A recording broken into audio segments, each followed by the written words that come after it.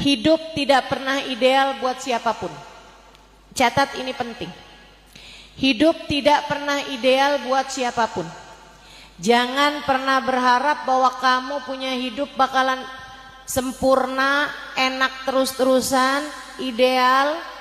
Enggak ada ceritanya orang punya hidup seperti itu. Enggak yang kaya, enggak yang miskin.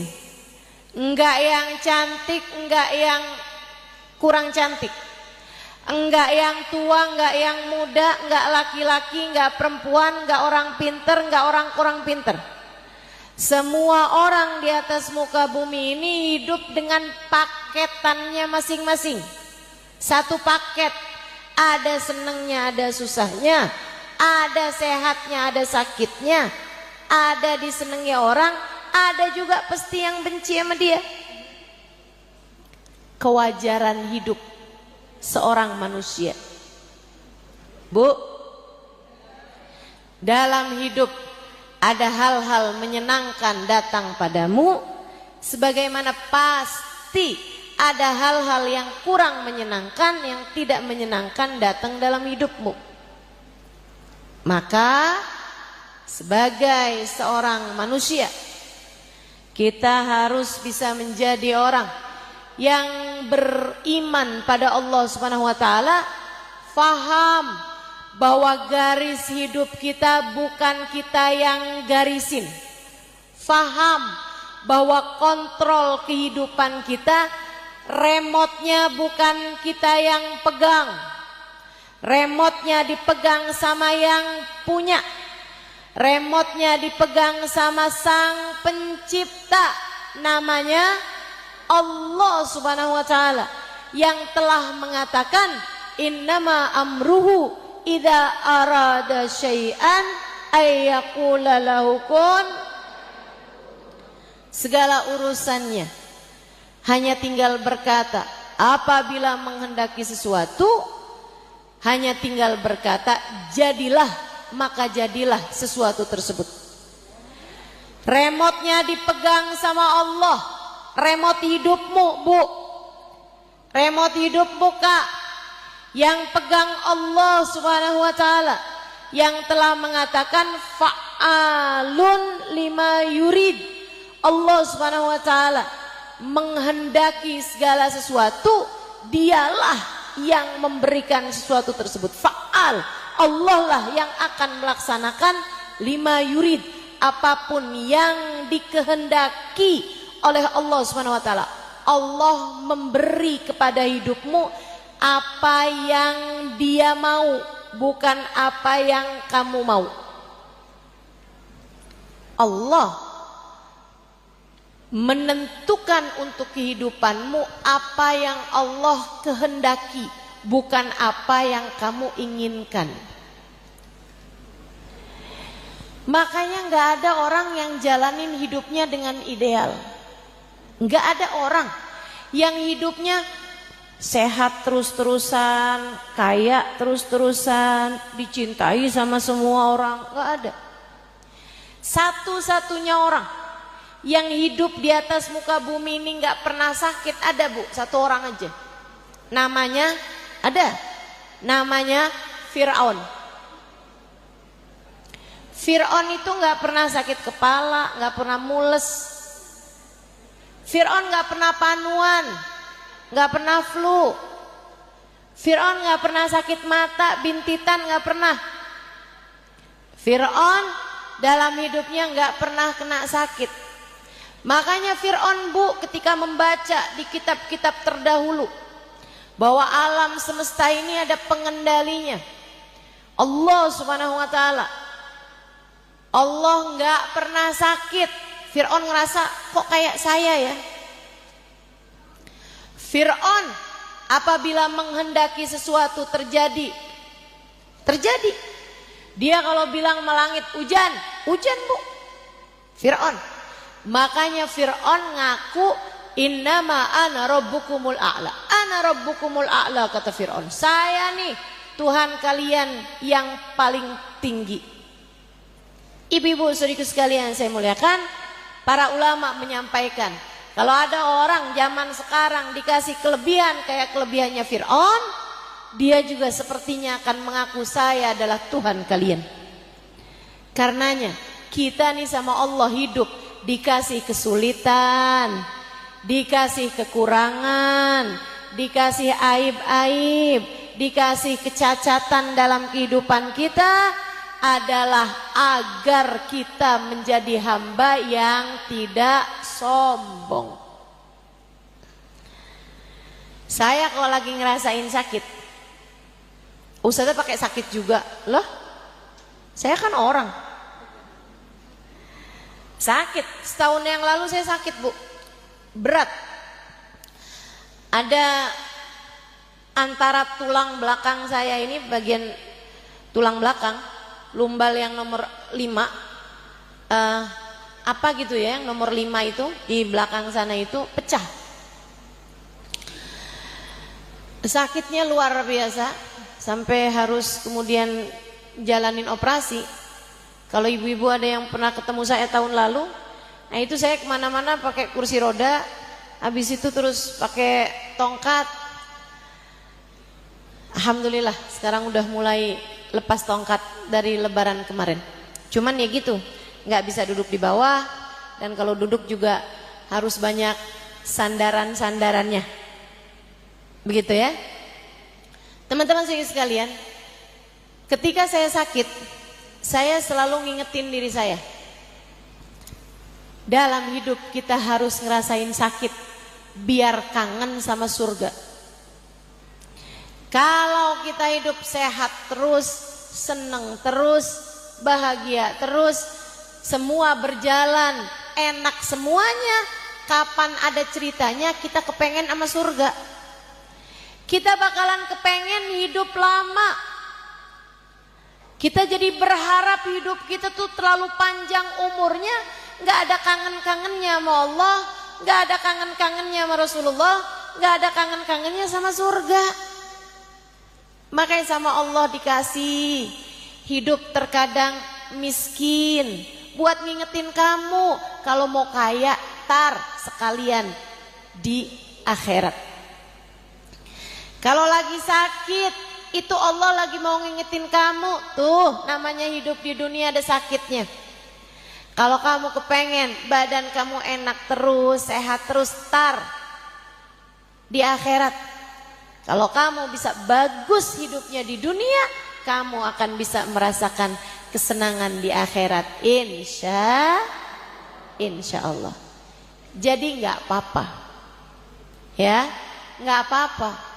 Dalam hidupmu datang kesusahan, dalam hidupmu datang sakit, dalam hidupmu datang kesulitan, dalam hidupmu ada yang gak seneng sama kamu, itu gak apa-apa, gak apa-apa. Hal yang harus kamu lakukan adalah belajarlah buat bisa berdamai dengan takdirnya Allah, sepahit apapun takdir tersebut kamu rasakan. Insya Allah kalau kamu bisa menjalani setiap takdir yang datang dalam kehidupanmu dengan cara yang terbaik, maka wal aqibatu lil muttaqin. Allah bercerita dalam Al-Quran, akhir yang baik, happy ending, akhir yang bagus akan Allah persembahkan buat hamba-hambanya yang selalu memilih jalan takwa, buat hamba-hambanya yang baik-baik, buat hamba-hambanya yang soleh-solehah. Allah SWT akan jadikan akhir kehidupannya menjadi indah. Jadi dalam kehidupanmu nggak apa-apa ada hal-hal yang nggak enak. Mungkin nih diantara yang hadir, saya yakin pasti ada yang saat ini sedang berada dalam titik rendah kehidupan. Ada yang lagi sakit. Ustazah, saya lagi diuji berat sekali Ustazah. Apa itu? Suami saya buka cabang. Oke. Ustazah, saya sedang diuji berat sekali Ustazah. Apa itu? Anak saya sedang dikasih sakit Ustazah. sakit yang sangat parah. Ujian kehidupan, ujian. Ustazah, ujian saya sedang berat sekarang ini Ustazah. Apa itu? Saya baru meninggal ibu saya. Iya, itu berat. Itu berat. Suami saya meninggal Ustazah. Anak saya meninggal Ustazah. Bukannya pantasnya ibu sama anak duluan meninggal ibu ya Ustazah. Ya itu. Teman-teman, hidup itu nggak sesuai dengan pantas-pantasnya kita. Semuanya berjalan bukan dengan kehendak kita. Semuanya berjalan dengan kehendak Allah. Maka yuk belajar biar bisa jadi orang yang mampu hidup dengan damai, menjalani setiap episode yang datang dalam kehidupan kita. Tiap waktu yang datang dalam kehidupan kita di atas muka bumi ini dengan cara yang terbaiknya. Menjadi hamba-hamba Allah yang bertakwa, menjadi hamba-hamba Allah yang solehah, biar kita bisa dikasih akhir kehidupan yang indah, insya Allah. Berdamai dengan takdir. Gimana caranya Ustazah? Nih saya kasih beberapa tips. Tips yang pertama, kamu kepengen menjadi seseorang yang bisa selalu berdamai dengan takdir. Yang nomor satu, kamu harus ingat, pengendali takdir itu bukan kamu. Yang ngatur hidupmu bukan kamu. Remote kontrol hidupmu, remote yang kontrol hidupmu ini, mau dikencengin, mau dipelanin, mau dicepetin, mau dilambatin, remote hidup kamu. Yang pegang bukan kamu, yang pegang adalah Allah Subhanahu wa taala. Itu yang harus terus-terusan kamu ingat dalam kehidupan kamu. Saya minta kamu, Bu, Kak, Dek, Nak, umat Nabi Muhammad sallallahu alaihi wasallam, umat Islam, beriman kepada Allah, beriman kepada Rasulullah, ingat terus, kamu ini bukan punya kamu. Hidup kamu bukan punya kamu. Jika hidup kamu aja bukan punya kamu, apalagi anakmu, apalagi suamimu, apalagi orang tuamu, apalagi hartamu. Nggak ada yang beneran punya kamu. Semua punyanya Allah. Ingat terus itu.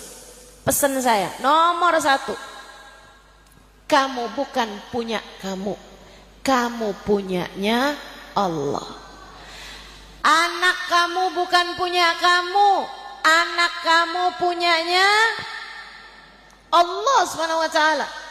Orang tua kamu bukan punyanya kamu, orang tua kamu punyanya suami kamu, bukan punyamu, Bu. Dia adalah miliknya Allah. Rumah kamu, harta kamu, kendaraan kamu, HP kamu, nggak ada yang punya kamu. Semuanya punyanya Allah. Pakaian yang kamu pakai, baju yang kamu kenakan, perhiasan yang kamu kenakan, HP yang kamu pegang, tas yang kamu bawa, alas kaki yang kamu kenakan, semuanya bukan punya kamu, punyanya Allah Subhanahu wa taala. Pinjaman dari Allah Subhanahu wa taala. Jalla jalaluhu wa ta'ala azamatuh. Itu sebabnya Allah ketika menceritakan orang-orang yang paling bisa berdamai dengan takdirnya adalah yang memahami hal ini, memahami makna inna lillahi wa inna ilaihi raji'un. Semua milik Allah, dan semua yang milik Allah hanya akan kembali kepada Allah. Ibu-ibu saudariku sekalian yang saya muliakan, a'udzubillahi minasyaitonirrajim. Kata Allah dalam Al-Qur'an, "Walanabluwannakum bisyai'in minal khauf wal ju' wa naqsin minal amwal wal anfus wath thamarat fabasyiris sabirin alladzina idza asabatuhum musibah qalu inna lillahi wa inna ilaihi raji'un." ulaika alaihim shalawatun min rabbihim wa rahmah wa ulaika humul muhtadun. Pasti kami akan menguji, kata Allah. Kamu hidup di atas muka bumi, nih dunia tempatnya ujian. Dunia tempatnya ujian. Tempat kamu berbekal menghadapi kehidupan nanti di akhirat. Kamu di dunia bukan buat dunia, ada ujiannya. Kamu di dunia tempat buat sekolah. Sekolah pasti ada ujiannya buat naik kelas. Allah bilang, wala nabluwannakum, dan pasti sungguh-sungguh kami akan menguji kalian semuanya. Bisyai'in, sedikit ujian. Ujian itu nggak mungkin di luar batas kemampuan. Nggak ada orang diuji di luar batas kemampuannya. Tapi ustazah, dia stres, diuji nggak kuat, akhirnya jadi PA ustazah. Berarti ujiannya di luar batas kemampuannya. Ujiannya nggak di luar batas kemampuannya, dianya yang salah jawab soal ujiannya. Ujiannya nggak di luar batas kemampuan. Ibu-ibu sekalian, kalau ada orang sekolahan kasih soal ujian, yang bahaya itu bukan ujiannya, yang bahaya itu kalau dia salah jawab soal ujian. Kalau ada orang dibagiin soal ujian, bukannya dia jawab soal ujiannya, dia malah robek-robek soal ujiannya, apa nggak dikeluarin dari sekolahan? Dikeluarin. Demikian keadaannya. Bukan berbahaya ujiannya, tapi yang bahaya adalah kalau salah dalam menjawab ujiannya. Kita diuji, semua orang diuji, kata Allah. Bisyai'in, sedikit ujian. Minal khauf, rasa cemas, walju, kelaparan, bangkrut, hasil panen tidak sesuai dengan harapan. Dalam kehidupan pasti ada begitunya.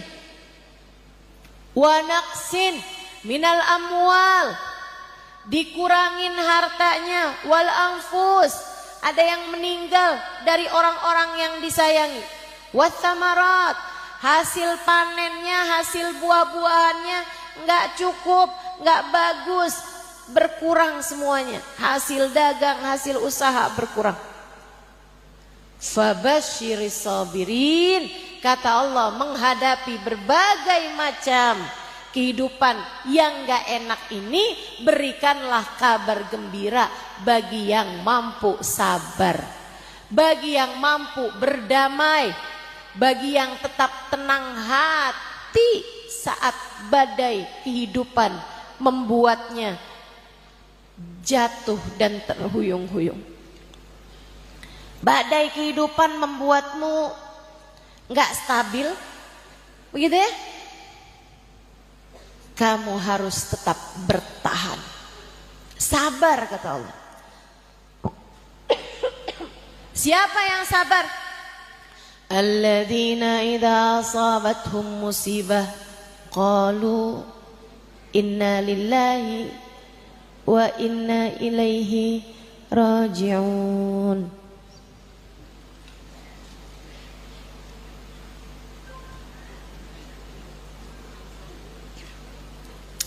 Yaitu orang-orang yang apabila diuji dia memahami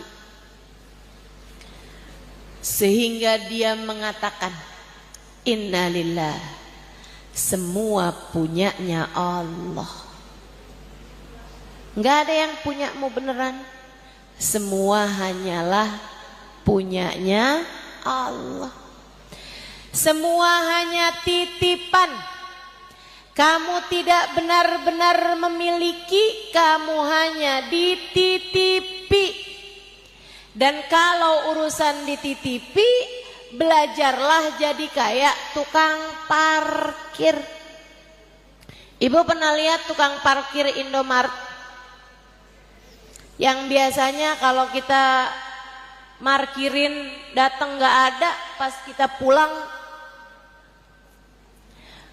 baru kelihatan gitu. Belajar dari tukang parkir. Bu, tukang parkir tuh datang nih kendaraan, satu, mobil, motor, sepeda, sampai lahan parkirnya penuh.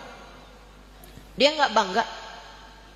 Dia nggak pernah bilang, liatin tuh, ada mobil, ada motor, ada bebek,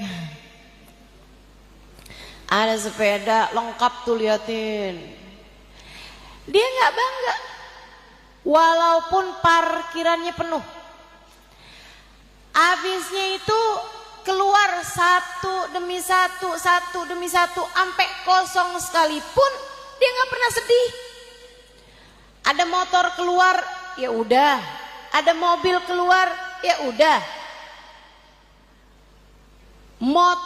Lahan parkirnya penuh, dia nggak kesenengan.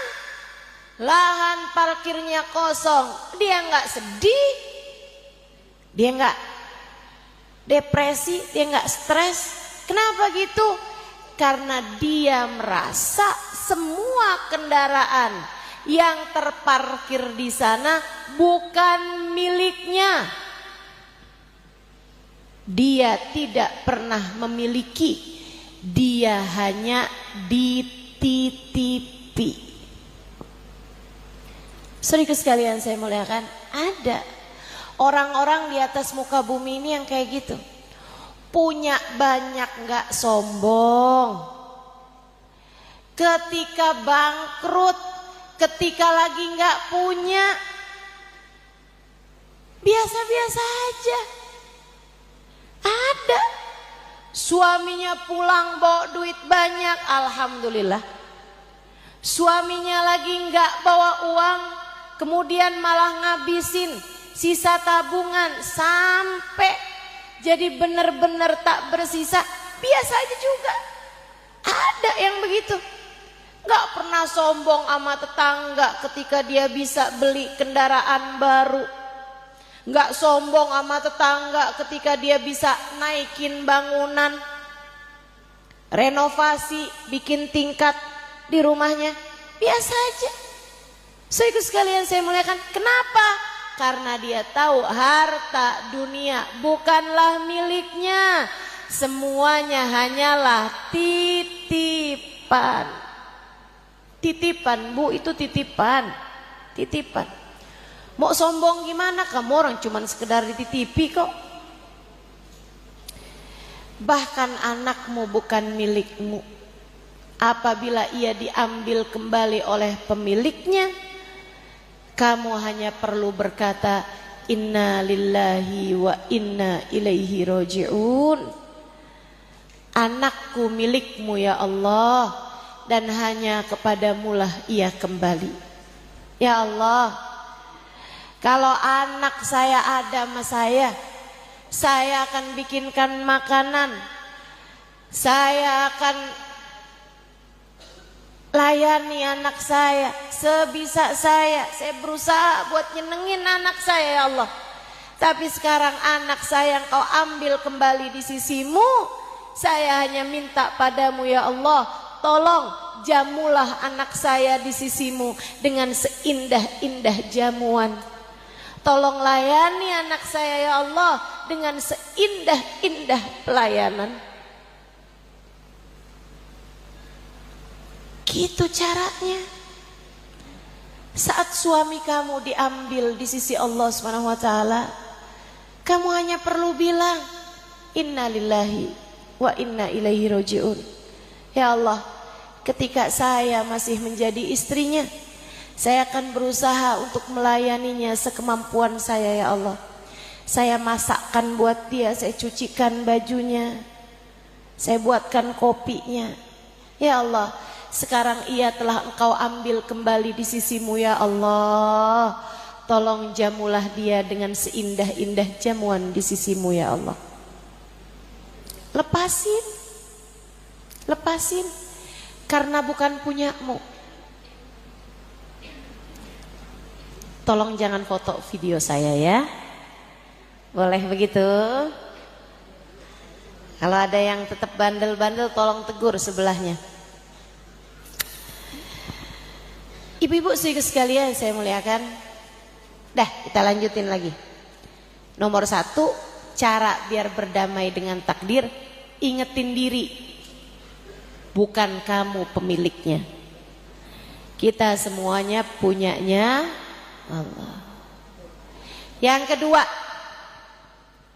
kamu kalau kepengen bisa lebih berdamai dengan takdir sepahit apapun, kamu harus menjadi seseorang yang mengerjakan apa yang Allah mau.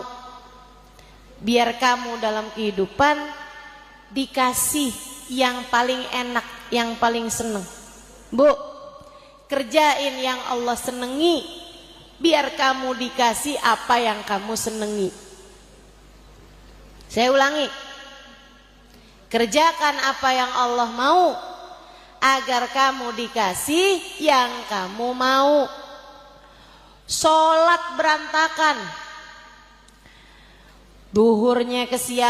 subuhnya kesiangan, duhurnya kesibukan, asarnya kemagriban, magribnya keisaan, isanya ketiduran. Terus kamu berharap hidup berjalan seperti yang kamu mau. Gimana ceritanya? Gimana ceritanya? Itu ibarat kata kayak orang yang gak ikut-ikutan sekolah, kemudian berharap bisa dapat ijazah. Jauh banget lah ceritanya. Gimana kamu bisa lulus ujian jika bahkan kamu sekolah pun enggak gitu. Sekolah yang benar, kerjain di hidup di dunia ini yang benar. Perintah Allah kerjakan, dosa tinggalkan. Kamu menjadi hamba Allah yang bertakwa. Kalau kamu bertakwa, seperti yang tadi saya bacakan, Allah mengatakan wal aqibatu lil muttaqin. Akhir yang baik Allah akan berikan kepada hamba-hambanya yang bertakwa. Judulnya nih, berdamai dengan takdir karena Allah punya rencana yang terbaik. Bu, rencana yang terbaik dari Allah itu hanya akan Allah berikan kepada orang-orang yang selalu melaksanakan rencana Allah bagi hambanya yang beriman, yaitu perintah-perintah Allah. Dia kerjakan perintah Allah, itu rencananya Allah, garis hidup yang Allah tetapkan. Kalau kita kerjakan, Allah akan beri kepada kita rencana yang baik. Allah akan beri kepada kita seindah-indah takdir. Allah akan beri kepada kita akhir yang bagus dalam segala urusan. Bukan buat semua. Kamu berharap, mohon maaf, kamu berharap koruptor dikasih akhir kehidupan yang bagus? Enggak, tentu saja.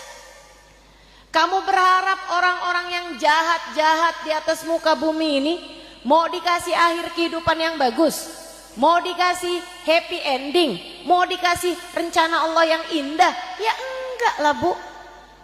Tentu saja akhir yang baik, kehidupan yang indah hanya akan Allah berikan kepada hambanya yang bertakwa. Jadi kamu kalau kepengen berhasil melampaui semua ujian dengan cara yang terbaik, hingga akhirnya Allah berikan kepadamu kehidupan yang indah, hingga akhirnya akhir kehidupanmu dikaruniai kehidupan, akhir kehidupan yang indah, kamu harus menjadi hamba Allah yang bertakwa. Tinggalkan dosa, kerjakan semua perintah Allah Ta'ala. Sholatmu jagain yang bagus. Duhur, asar, maghrib, isya, subuh, pentingin. Jangan hanya gara-gara kondangan, sholatnya juga ikut kondangan. Jangan hanya gara-gara jalan-jalan, sholatnya juga jadi ikutan jalan. Jangan hanya gara-gara sibuk urusan belanja, sholatnya kemudian jadi ketinggalan. Enggak gitu caranya jalanin hidup, Bu. Enggak gitu caranya jalanin hidup. Pentingin Allah, Allah akan mementingkanmu. Jelas? Jelas? Ibu-ibu yang di luar jelas? Pentingin Allah, maka Allah akan mementingkanmu. Utamakan Allah, maka Allah akan memuliakanmu. Bagaimana kamu berharap Allah akan mengutamakanmu, memuliakanmu, jika bahkan kamu tidak melaksanakan perintah Allah dalam hidupmu? Yang bagus hubungannya sama Allah. Bangunlah di waktu malam, mulailah mengerjakan tahajud. Bu, uban udah mulai banyak di rambutmu. Kalau kamu belum mulai tahajud juga, mau nunggu kapan? Kalau kamu belum memperbaiki hubungan antaramu dengan Allah Subhanahu wa taala, apa yang kamu tunggu? Tardah, saya mau mulai tahajud. Hari pertama saya masuk dalam kuburan. Begitu? Nggak bisa. Begitu datang ajal menjemputmu, semuanya menjadi terlambat. Nggak bisa kamu benahi hubunganmu dengan Allah kalau sudah keduluan ajal datang menjemputmu. Nah masalahnya, ajal yang datang menjemput nih kamu nggak tahu kapan datangnya. Bisa besok, bisa seminggu lagi, bisa sebulan lagi. Betul Bu? Pernah ketemu nggak orang? Kamu masih ketemu sama dia kemarin, besoknya kamu dengar dia meninggal? Pernah? Pernah? Bisa jadi itu akan menjadi kehidupan kamu juga. Bisa jadi saat kamu meninggal dunia, tetanggamu bilang, ya ampun baru ketemu kemarin di tukang sayur, sekarang udah meninggal aja. Bisa jadi. Kita nggak tahu kapan ajal datang menjemput kita. Maka karena kita nggak tahu kapan waktunya, mendingan siap-siap aja.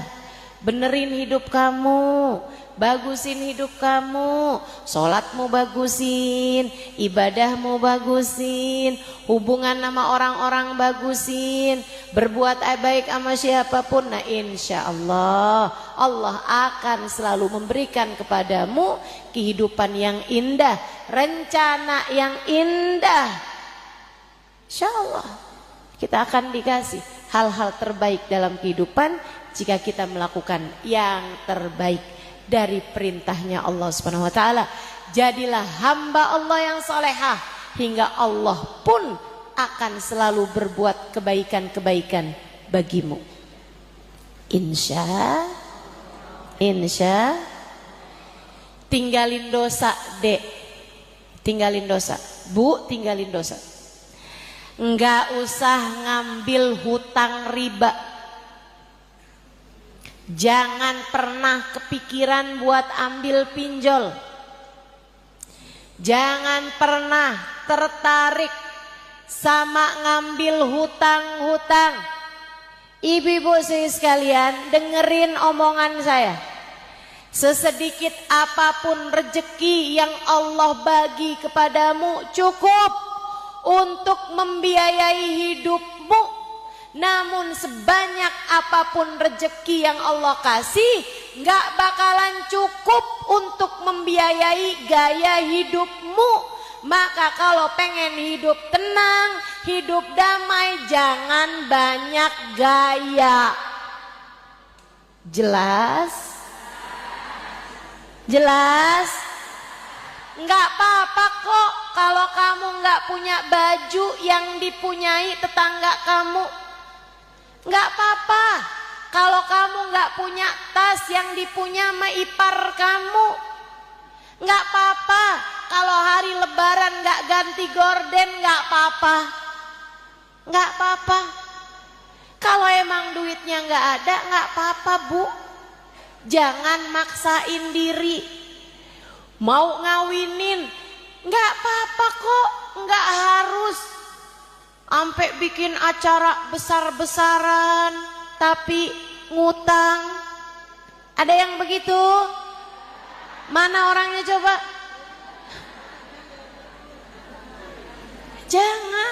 Jangan. Nggak apa-apa kalau nggak beli baju seragaman. Nggak apa-apa. Daripada tahun yang kemarin belum lunas, udah ngambil aja seragaman yang sekarang. Ada yang begitu? Nggak ada ya. Tinggalin dosa. Hutang riba itu dosa ibu-ibu. Hutang yang pakai ada bunganya itu riba jatuhnya, dan itu hukumnya adalah dosa. Haram ibu-ibu sekalian. Jangan. Udah nggak apa-apa. Yang terima sama keputusan Allah, biar Allah pun memberi kepada kita apa yang kita inginkan, apa yang kita harapkan, apa yang kita idam-idamkan. Semuanya bakal Allah kasih kalau kitanya meninggalkan dosa demi dosa. Jadi satu tadi apa? Percaya bahwa Allah Subhanahu wa taala lah yang menentukan segala sesuatu. Kita punyanya Allah. Itu tuh kalau kamu kepengen jadi seseorang yang bisa berdamai dengan takdir, itu harus kamu ingatkan terus. Kita punyanya Allah. Yang keduanya, kerjakan takwa, yaitu dengan meninggalkan dosa dan melaksanakan perintah Allah Ta'ala. Yang ketiganya, belajar buat nerima takdirnya Allah Subhanahu wa taala dengan lapang dada. Kamu gak cukup mengerti apa yang terbaik buat hidupmu, tapi Allah tahu. Bu, Allah tahu penyakit kamu apa, penyakit hati kamu nih, Allah tahu. Kamu punya kesombongan, kamu punya iri, dengki, kamu suka pamer urusan dunia, Allah tahu, Allah ngerti. Cinta kamu terhadap harta dunia terlalu banyak, Allah ngerti. Cinta kamu terhadap manusia, Allah ngerti. Allah mau menyehatkan imanmu, Allah mau memperbaiki hidupmu. Karenanya Allah beri kepadamu ujian-ujian untuk bisa menaikkan derajat kamu. Allah yang tahu. Maka terima terhadap ujian-ujian yang datang dalam kehidupan. Hatimu yang qanaah, hatimu yang ridho. Man radiya falahur ridho, wa man sakhita falahus sukhut. Siapa yang selalu ridho dengan keputusan Allah, Allah pun bakal ridho sama dia. Siapa yang marah, protes sama takdirnya Allah, Allah pun benci kepada orang tersebut. Jangan mau jadi orang yang dibenci sama Allah. Kamu gak bakalan kuat. Jangan eyel-eyelan sama takdirnya Allah. Kamu gak bakalan kuat. Diterima aja takdirnya Allah dengan lapang dada. Maka insya Allah keadaan kamu akan jadi tenang, damai, dan kamu akan melewati semua ujian dengan cara yang terbaik. Bu, Dek, Allah itu ibarat dokter paling hebat. Kamu sakit, kamu datang pada dokter. Dokternya nih yang tahu. Oh, kamu lagi sakit nih, perlu pil pahit. Kamu pun dikasih resep pil pahit. Diminum 3 kali 1. Kerjain. Dalam hidup kita ini terkadang ada pil-pil pahit yang harus kita telan. Enggak apa-apa, enggak bahaya. Besok-besok nanti kalau saat kamu mendapatkan ujian, kamu hanya perlu mengingatkan diri kamu, nih dia nih pil pahit yang Ustazah Halimah waktu itu bilang. Nggak apa-apa, telan aja. Telan aja. Yang ridho dengan keputusan Allah. Insya Allah kamu telan, bikin kamu jadi sehat. Pil-pil pahit kehidupan. Bu, kamu datang ke dokter, dokternya bilang, wah ini nggak cukup pil pahit nih, penyakitnya udah agak berat. Kalau yang ini harus disuntik, sakit, luar biasa, suntik. Tapi siapa di antara kita yang marah-marah sama dokter? Dokter nih punya masalah apa sama saya, dok? Kok dokter bisa nyakitin saya kayak begini? Dokter kok nyuntik saya sakit kayak gini nih? Ada masalah apa dokter sama saya? Nggak ada kita kayak begitu. Kita akan bilang sama dokternya, makasih ya dok ya. Malah kita bayar tuh dokter. Betul? Ibu-ibu saudariku sekalian yang saya muliakan, Allah begitu dalam kehidupan kita.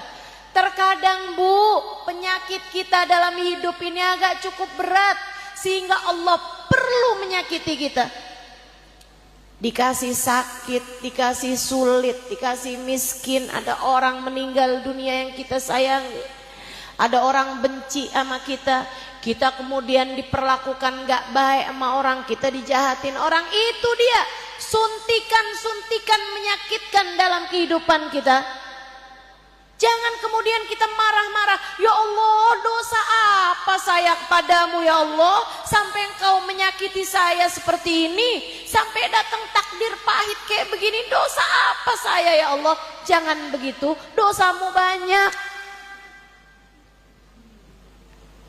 dosamu banyak. Jangan nanya sama Allah, kenapa harus saya ya Allah. Allah bisa bilang, lah kenapa enggak? Kita hambanya yang ridho sama keputusan Allah, yang ridho, yang tenang hati. Makasih ya Allah atas apapun yang kau berikan dalam kehidupan saya. Nabi kayak begitu bu. Nih manusia indah yang kita rayakan maulidnya pada bulan-bulan ini. Ibu-ibu sekalian, dikasih apapun sama Allah, beliau selalu ridho. Kalau dikasih yang enak-enak, Nabi Muhammad bilang alhamdulillah, alhamdulillah, makasih ya Allah, alhamdulillahilladzi at'amani wa saqani min ghairi haulin minni wala quwwah. Kata Nabi Muhammad, kalau habis makan, habis minum, Nabi Muhammad bilang, makasih ya Allah udah dikasih makan saya, makasih ya Allah udah dikasih minum saya, padahal saya nggak ada usaha apa-apa. Makasih ya Allah, semuanya adalah darimu. Cakep. Senang Allah punya umat, punya hamba, punya manusia yang beliau ciptakan.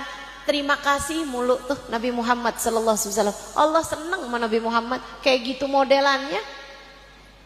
Dikasih makan, makasih, kasih minum, makasih. Bangun dari tidur, alhamdulillahilladzi ahyani ba'dama amatani wa ilaihin nusyur. Kata Nabi Muhammad gitu, makasih Allah udah dibangunin lagi ya Allah, makasih. Padahal tadi saya habis tidur gak sadar apa-apa, kayak orang mati. Makasih ya Allah, makasih, makasih. Nabi Muhammad kayak gitu bu, makasih mulu Nabi Muhammad itu. Selalu berucap terima kasih. Bahkan dikasih sakit, dikasih sulit, Nabi Muhammad bilangnya alhamdulillah ala kulli hal. Lagi sakit nih, alhamdulillah ala kulli hal. Listrik mati, padam cahaya di rumah Nabi Muhammad, alhamdulillah ala kulli hal. Makasih ya Allah atas keadaan apapun yang kau berikan. Makasih mulu Nabi Muhammad sallallahu alaihi wasallam. Selalu ridho dengan apapun yang menjadi keputusan Allah Subhanahu wa taala, selalu berdamai dengan takdir. Karenanya Allah pun ridho kepada Nabi Muhammad karena selalu menerima dan ridho dengan takdirnya Allah. Ibu-ibu sekalian saya muliakan, resep terakhir, tips terakhir dari saya untukmu. Satu tadi, selalu ingat bahwa yang menguji kita adalah Allah. Kita semuanya miliknya Allah SWT. Yang kedua, jadi hamba Allah SWT yang bertakwa. Tinggalkan dosa, kerjakan taat kepada Allah SWT. Kerjakan ibadah-ibadahmu yang jadi perintah-perintah Allah SWT. Yang ketiga tadi, selalu terima dengan takdirnya Allah, yang ridho hati dengan keputusan Allah SWT. Kamu nggak tahu yang terbaik, Allah tahu yang terbaik. Allah tahu yang terbaik. Terkadang Bu, penyakit kita nih nggak cukup disuntik, nggak cukup dikasih pil pahit. Terkadang ada penyakit kita yang harus dioperasi. Nggak apa-apa, jalanin. Berat banget kan itu, nggak apa-apa, jalanin. Ibu-ibu sekalian, jalanin. Terkadang kita emang punya penyakit seberat itu sehingga harus mendapatkan ujian-ujian yang berat juga. Jadi kalau kamu lagi kasih ujian, ya Allah berat banget ya Allah, ingat ya Allah emang dosa saya emang banyak banget ya Allah, saya ridho ya Allah. Jadikanlah ujian ini sebagai pengampunan atas dosa-dosa saya. Jadikanlah ya Allah ujian yang berat ini buat saya ya Allah. Saya mampu menjalaninya dengan cara yang terbaik, biar semua penyakit-penyakit saya dalam kehidupan Engkau sembuhkan ya Allah. Penyakit hati biar sehat ya Allah. Makasih ya Allah atas ujian berat ini ya Allah. Jadikanlah ampunan buat segala penyakit-penyakit maupun dosa-dosa yang telah saya jalani. Terakhir, tips terakhir dari saya ibu-ibu sekalian, deketi Nabi Muhammad. Kamu pengen jadi orang yang bisa melewati kehidupan dengan cara yang terbaik, Allah kasih kehidupan yang baik untukmu, kematian yang baik untukmu, berdamai dengan takdirmu, deketi Nabi Muhammad. Ustazah, apa kaitannya? Ujian itu kan datangnya dari Allah SWT. Kenapa kita perlu mendekati Nabi Muhammad? Karena Nabi Muhammad pembelamu. Ibu, ibarat hidup ini adalah persidangan, Allah hakimnya, Allah hakimnya, Allah penentunya. Dengan segala dosa-dosa kita, pantas banget Bu kalau Allah menjatuhkan hukuman seberat-beratnya buat kita. Betul? Dosa kita banyak, ditambah sholat berantakan, ibadah pikiran yang gelambiar, sedekah nggak ikhlas. Ya Allah, ya Allah, kehidupan macam ini yang telah kita jalanin. Sama suami kita disuruh jadi istri yang solehah, tapi banyak ngomelnya, banyak marahnya, banyak nuntutnya, benar? Iya. Sama anak kita disuruh sayang, tapi ibu-ibu nih banyak banget ngomelnya. Betul Bu? Betul? Saya emang nggak pernah Bu ngomel sama anak, karena saya nggak ada anak.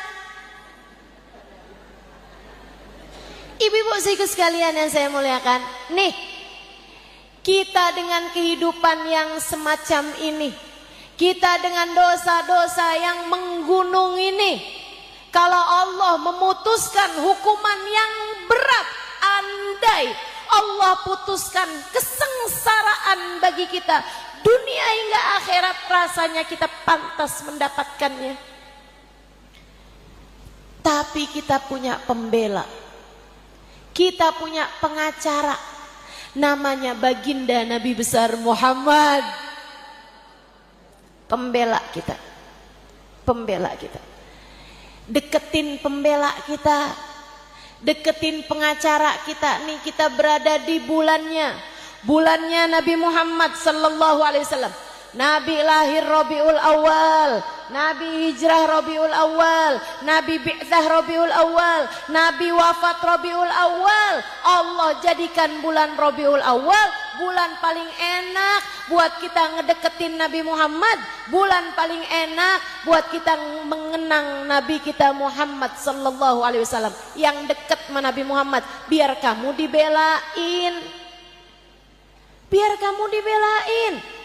Ketika Allah mau memutuskan hidupnya biar susah, kebanyakan dosa, sebelum Allah memutuskan, ya Allah tunggu dulu ya Allah, dia umat saya, ampuni aja dosanya ya Allah, kasih dia kesempatan lagi ya Allah. kasih dia kesempatan lagi ya Allah. Dia umat saya ya Allah, saya sayang padanya ya Allah. Begitu, wahai Muhammad, iya ya Allah, berikan kesempatan padanya ya Allah. Dan itu yang selalu Nabi Muhammad lakukan buat kita umatnya. Di masa hidupnya Nabi selalu mengangkat tangannya, Bu, doain kita umatnya. Sayyidah Aisyah mengatakan, farrahtun Nabi sallallahu alaihi wasallam dzati yaum. Satu waktu saya bikin senang hatinya Nabi Muhammad sallallahu alaihi wasallam. Nabi karena saya senengin, Nabi doain saya. Nabi itu gitu, Bu, kalau disenengin sama orang, Nabi doain orang yang nyenengin Nabi. Katanya Nabi Muhammad, Allahumma ghfir li Aisyah ma qaddamat ma akharat ma alanat ma asrat ma alimat wa ma lam ta'lam. Ya Allah, ampunin dosanya Aisyah ya Allah, yang dulu-dulu atau yang baru-baru. Ampunin dosanya Aisyah ya Allah, yang dia lakukan terang-terangan atau yang dia lakukan sembunyi-sembunyi. Ampunin dosanya Aisyah ya Allah, yang dia tahu yang dia nggak tahu.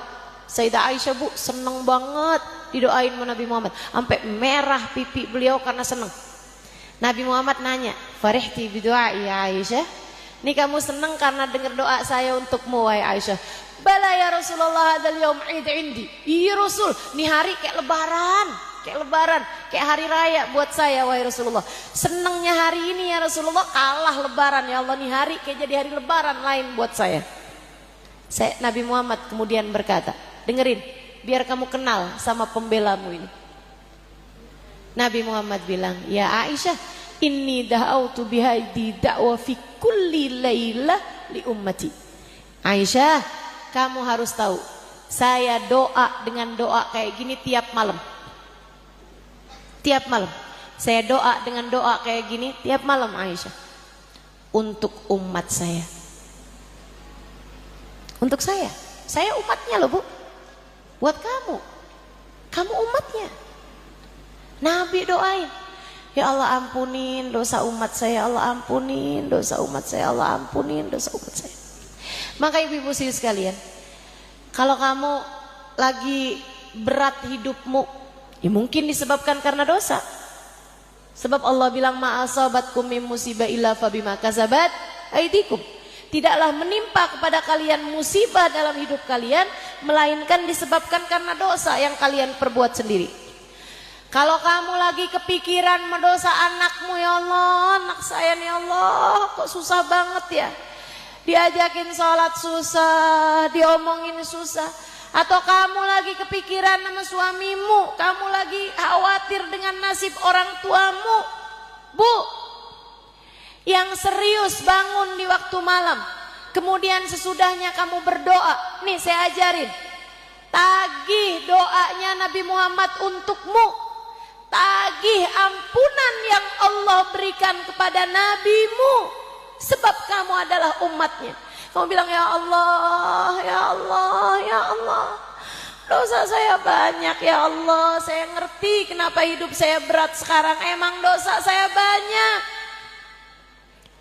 Ya Allah, dosa anak saya ya Allah, saya mengkhawatirkan nasibnya. Ya Allah, orang tua saya ya Allah, saya mengkhawatirkan nasib mereka. Atau kamu lagi kepikiran sama suami kamu doain, ya Allah, kesian suami saya ya Allah, tenggelam dengan dosanya. Ya Allah, saya minta kepadamu, kasih kepada kami ampunan yang telah dimintakan oleh Nabi Muhammad untuk kami umatnya. Tagih. Sebab ampunan yang Allah berikan kepada Nabi Muhammad luar biasa besarnya, sampai bikin Nabi Muhammad ketika mendapatkan ampunan tersebut sujud syukur.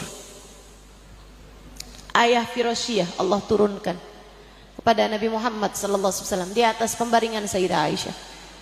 Sayyidah Aisyah meriwayatkan Nabi Muhammad bangun dari tidurnya, senyum lebar banget, sujud syukur. Habis selesai itu Sayyidah Aisyah tanya, Rasul bangun tidur seneng banget, sampai sujud syukur, sampai senyum lebar banget gitu, kenapa wahai Rasulullah? Nabi Muhammad bilang, ya Aisyah, qad anzalallahu ilayya ayah wa ana ala firashi Tadi waktu saya tempat tidur tadi itu saya tidur, Allah turunkan kepada saya ayat Al-Quran, khairun minad dunya wa ma fiha, lebih saya senangi daripada saya dikasih dunia seisinya. Apa ayatnya yang sampai bikin Nabi Muhammad sujud syukur ketika turun ayat tersebut? Apa ayatnya yang kata Nabi Muhammad lebih Nabi Muhammad sukai daripada dunia dan seisinya? Adalah firman Allah Subhanahu wa taala, a'udzubillahi minasyaitonir rajim, inna fatahna laka fatham mubina liyaghfira lakallahu ma taqaddama min dzambika wa ma ta'akhkhar. Kami akan bukakan untukmu pembukaan yang sangat besar, Fathu Makkah. Liyaghfir lakallahu ma taqaddama min dzambika wa ma ta'akhkhar. Allah ampuni dosamu wahai Nabi Muhammad, yang lalu maupun yang akan datang. Bu, Nabi Muhammad ngerti, Nabi Muhammad faham, Nabi Muhammad ala haq yakin, ala haqqil yakin. Nabi Muhammad mengerti dengan benar, dengan jelas. Nabi Muhammad gak punya dosa. Sama halnya dengan nabi-nabi yang lain, gak ada nabi ngerjain dosa. Nabi maksum. Kalau ibu-ibu belajar tauhid, Nabi Muhammad maksum, gak punya dosa Nabi Muhammad itu. Tapi Nabi seseneng itu dapat ampunan. Nabi tahu kenapa? Karena ampunan yang turun kepada seorang Nabi bisa dibagi-bagikan kepada umatnya berupa syafaat. Ini yang kita harap, ini yang kita minta, ini yang kita tagihkan kepada Allah Subhanahu wa taala. Ya Allah, kasih kepada kami ampunan yang kau berikan kepada Nabi Muhammad. Ini yang selalu kita minta. Rabbi faghfirli dzunubi bibarakatil hadi Muhammad. Ya Allah, ya Allah, ampuni dosa-dosa saya dengan berkatnya Nabi Muhammad. Ampunan yang kau turunkan kepada Nabi Muhammad bagikan kepada kami ya Allah. Yang dekat sama Nabi Muhammad, Bu, yang dekat sama Nabi Muhammad, biar hidupmu damai, biar hidupmu tenang, biar kamu mendapatkan ampunan Allah, biar keluargamu mendapatkan ampunan Allah, sehingga kamu menjalani kehidupan dengan cara yang terbaik, biar nanti di saat ajal datang menjemputmu, kamu dikaruniai kematian yang baik, kematian dalam husnul khotimah. Dan biar nanti di hari sesudah kematianmu, di padang mahsyar nanti, sesudah datang hari kiamat, kamu bisa dikumpulkan di belakang Nabi Muhammad sallallahu alaihi wasallam, berada dalam rombongan Nabi Muhammad sallallahu alaihi wasallam. Kamu harus dekat sama Nabi Muhammad. Kamu harus banyak baca sholawat kepada Nabi Muhammad. Kamu harus lebih rajin mendengarkan kisah tentang Nabi Muhammad. Kamu harus lebih mendekat kepada Nabi Muhammad, biar kamu bisa banyak dapat syafaatnya Nabi Muhammad sallallahu alaihi wasallam. Mudah-mudahan apa yang saya sampaikan tadi ini bisa bermanfaat bagimu, bisa menjadi penyebab kamu menjalani kehidupan dengan cara yang terbaik. Ala hadhihi niyah wa bikulli niyatin salihah jami'ah syamilah ila hadratin Nabi Muhammad sallallahu alaihi wasallam. Al-Fatihah.